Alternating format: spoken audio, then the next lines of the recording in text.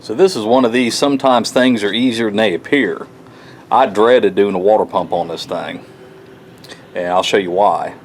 And it's actually not that terrible. I'll show you how I did it. We have '06 Workhorse box van here with the 6.0.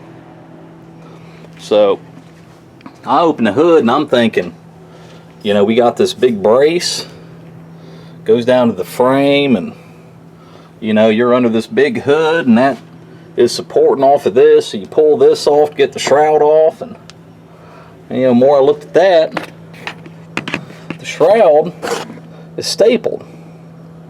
So, you know, you gotta get that whole thing out of here, and it's tight.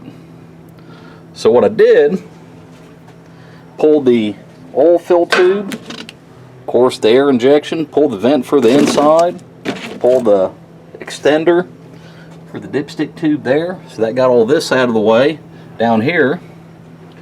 And noticed you can go through here, and I got all my thermostat loose, and you know, the hoses that come through the side, and you can get the fan off. Well, the fan wouldn't come through the top, but it would go through the bottom. So all I did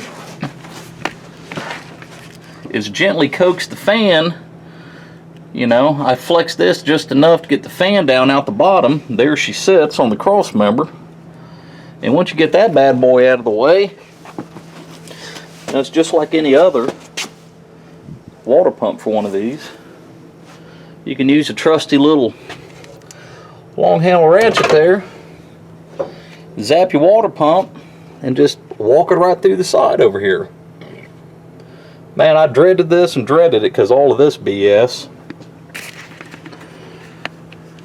And still got it off in half an hour. You know, so sometimes you let your ass get kicked before you even try.